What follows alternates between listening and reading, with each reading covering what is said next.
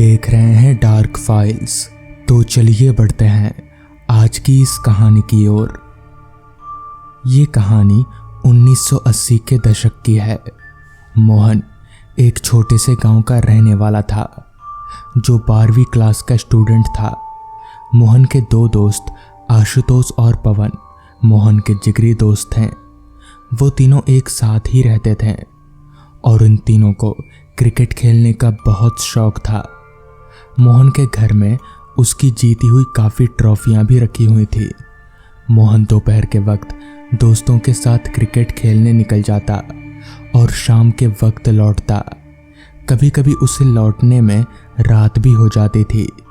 वो तीनों अपने गांव के शमशान घाट के बड़े मैदान में क्रिकेट खेला करते थे। एक दिन दोपहर में जब मोहन क्रिकेट खेलने के लिए जा रहा था तो उसकी दादी ने परेशान होकर उससे कहा, बेटा कितनी बार कहा है तुझसे कि शाम के बाद शमशान घाट में नहीं जाते, लेकिन तू है कि मेरी बात सुनता ही नहीं। इस पर मोहन ने हंसते हुए अपनी दादी को जवाब दिया, दादी आपको ऐसा लगता है कि शाम के बाद शमशान घाट में भूत प्रेत हम लोगों को पकड़ लेंगे? भूत प्रेत जैसा कुछ नहीं होता दादी। इस पर दादी बोली, बेटा बड़े बुजुर्गों की बात भी मानकर शाम के बाद अक्सर बुलाए और बुरी आत्माएं घूमने रहती है। किसी दिन तू बहुत नुकसान उठाएगा। मोहन अपनी दादी की बात पर हंसता हुआ घर से बाहर निकल गया और वो सीधे शमशान घाट के मैदान में पहुंच गया जहां उसके दोस्त उसका इंतजार कर रहे थे। उसे देखकर उसका दोस्त आशुतोष बोला, आज इतनी देर कैसे हो गई मोहन? इस पर मोहन बोला, तू तो जानता है यार, मेरी दादी मना करती है यहाँ पर क्रिकेट खेलने के लिए। इस पर पवन बोला, हाँ उन्हें लगता है कि शमशान घाट में भूत हम सब पर हमला कर देंगे। इतना कहकर वो तीनों हंसने लगे और उनके साथ गांव के और भी लड़के मौजूद थे। वो सभी लोग क्रिकेट खेलने लगे।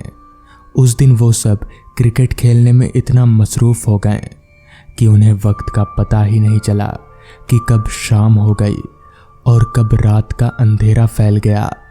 वो सब मैच खत्म करके अपने घर की ओर निकलने ही वाले थे कि तभी उन्हें ध्यान आया कि उनका दोस्त रमेश वहां से गायब है। रमेश को ना पाकर सब लोग इधर उधर देखने लगे, मगर रमेश वहां कहीं पर भी नहीं था। जिस पर मोहन ने बाकियों से पूछते हुए कहा, रमेश आया तो था ना, मतलब खेल रहा था ना हमारे साथ? इस पर आशुतोष ने कहा, हाँ यार हमारे साथ ही तो खेल रहा था। वो आखिर में छक्का किसने मारा था? बॉल लाने तो रमेश ही गया था ना। बॉल लेकर लौटा या नहीं ये तो मैंने नहीं देखा। इस पर सारे लोग उस तरफ जाने लगे जिधर आखिरी बार रमेश बॉल लाने के लिए गया था, यानी कि शमशान के अंदर की तरफ। क्योंकि अंधेरा हो जाने की वजह से कई लोग डर रहे थे, इसलिए जो लोग डर रहे थे वो अपने अपने घर चले गए। जिसके बाद बचे सिर्फ मोहन और आशुतोष। ये दोनों थोड़े हिम्मत वाले थे और अपने दोस्त को ना पाकर काफ़ी परेशान भी थे, इसलिए इस तरह से जा नहीं सकते थे। लिहाजा वो लोग शमशान के अंदर की तरफ जाने लगे। अब तक पूरी तरह से अंधेरा हो चुका था। आसपास कहीं कोई शख्स उन दोनों के अलावा नजर नहीं आ रहा था, जो कि स्वाभाविक ही था। भला इतनी रात गए शमशान में तो कोई क्यों ही होगा। वो दोनों शमशान के अंदर की तरफ चले जा रहे थे, मगर रमेश का कहीं कोई निशान नजर नहीं आ रहा था। उन्हें समझ नहीं आ रहा था कि आखिर बॉल इतनी दूर तो नहीं आई होगी। फिर आखिर रमेश गया तो गया कहाँ? वो दोनों एक बार चारों तरफ देखते हैं और रमेश को ना पाकर एक दूसरे का चेहरा ताकते हैं। अभी वो लोग आगे बढ़ ही रहे थे कि तभी अचानक से उन्होंने जो देखा वो देखकर वो दोनों दंग रह गए। दरअसल वहां पर रमेश शमशान के अंदर लाश जलाने वाली जगह पर जमीन पर बेहोशी की हालत में पड़ा था। वो दोनों भागकर रमेश के पास गए, उसे जगाने की कोशिश करने लगे, मगर वो जाग ही नहीं रहा था। जिस पर आशुतोष ने पास ही के हैंडपंप से थोड़ा पानी निकालकर रमेश के चेहरे पर छिड़का। रमेश ने धीरे धीरे अपनी आंखें खोली और उसे जागता देख मोहन और आशुतोष की सांस में सांस आई। जिस पर मोहन ने रमेश से पूछा, क्या हो भाई, तू यहां पर बेहोश पड़ा था?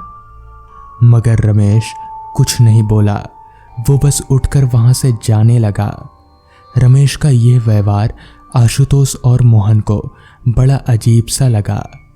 उन्होंने 2-4 बार और पूछने की कोशिश भी की, मगर कोई फर्क नहीं पड़ा। रमेश ज्यों का त्यों ही कुछ नहीं बोला। रमेश सही सलामत मिल गया, यही बहुत बड़ी बात थी। जिसके बाद फिर मोहन अपने रास्ते और बाकी लोग अपने अपने रास्ते। मगर मोहन का मन अभी भी थोड़ा अजीब सा हो रहा था। आखिर इतना बोलने वाला लड़का रमेश चुपचाप वहां से कैसे चल गया? खैर, वो घर पहुंचा। घर पर उसे डांट भी पड़ी कि आखिर इतना वक्त कैसे लग गया। खैर, कुछ ही घंटों में रात हो गई। मोहन खाना पीना खाकर सो गया। न जाने कितनी देर बाद, मगर जब मोहन की आंख खुली तो उसके कमरे की खिड़की पर कोई बाहर से दस्तक दे रहा था।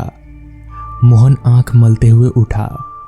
पहले तो उसे थोड़ा अजीब लगा, पर उसने खिड़की खोलकर देखा तो सामने कोई और नहीं बल्कि उसका दोस्त रमेश ही था।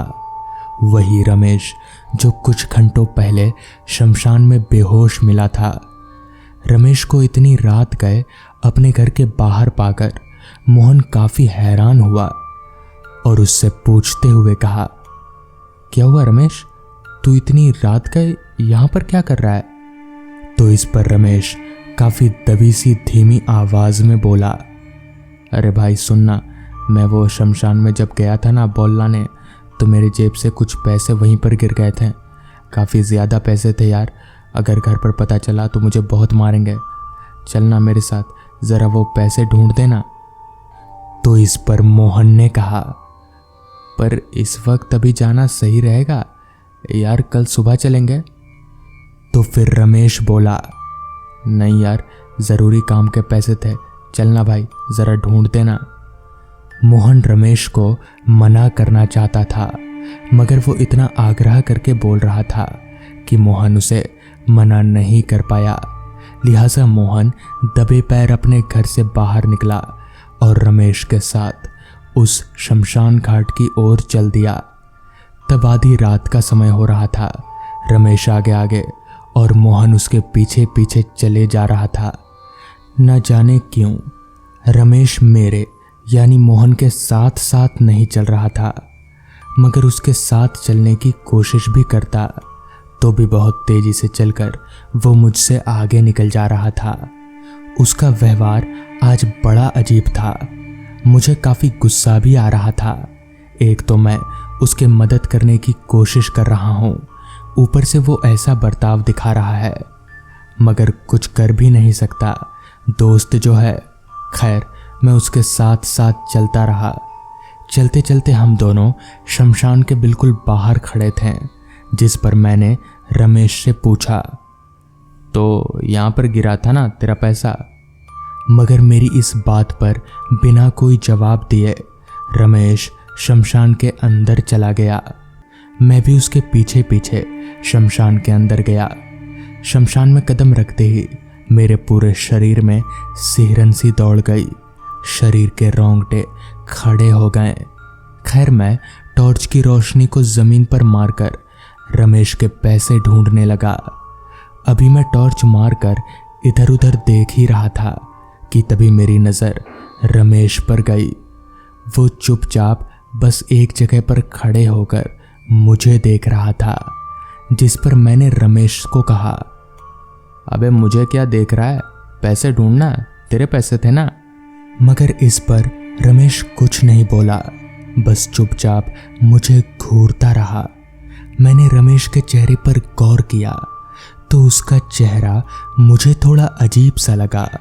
उसकी आंखों में एक अलग सी चमक थी और चेहरे पर एक बड़ी डरावनी सी मुस्कान। समझ नहीं आ रहा था कि आखिर इसे हुआ क्या है। खैर, अभी मैं टॉर्च की रोशनी को इधर उधर जमीन पर मारकर देख ही रहा था कि तभी मेरी टॉर्च की रोशनी रमेश के पैरों पर पड़ी।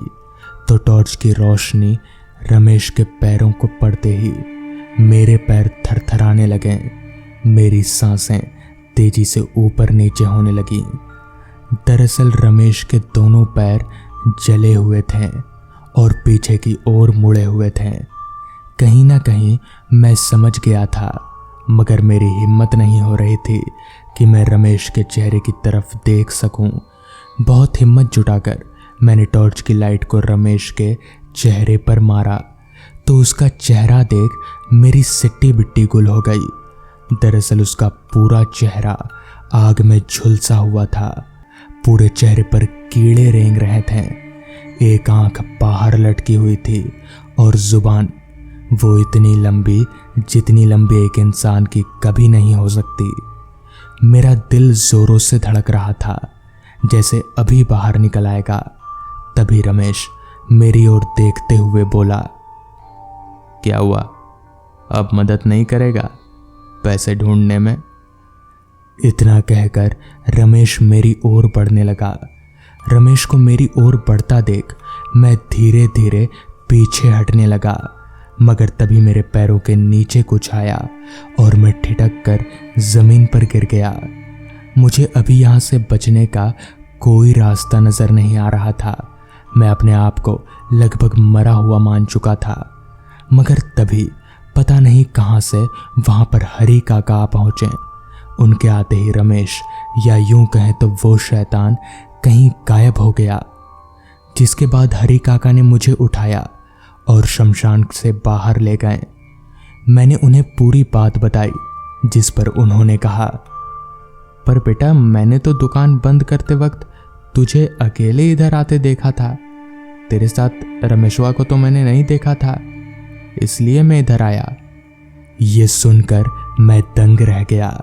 जिसके बाद मैं और हरी काका सीधे रमेश के घर गए, जहां रमेश आराम से सो रहा था। मैंने उसे उठाकर पूरी बात बताई तो इस पर रमेश ने कहा कि वो बॉल लाने शमशान में तो गया था, पर क्योंकि काफ़ी देर हो गई थी और वो बॉल उसी की थी, तो वो वहीं से बॉल लेकर अपने घर भाग गया। मगर मुझे आज तक पता नहीं चल पाया कि आखिर वो रमेश कौन था जो मुझे आधी रात गए शमशान ले गया। और अगर शायद हरी काका सही वक्त पर नहीं आते तो आज मैं जिंदा ना होता। तो दोस्तों, ये थी आज की कहानी। अगर आपको ये कहानी पसंद आई हो तो चैनल को ज़रूर सब्सक्राइब कर लें। तो मैं आपका दोस्त आर्यन जल्द ही मिलूँगा आपसे ऐसी ही एक कहानी के साथ।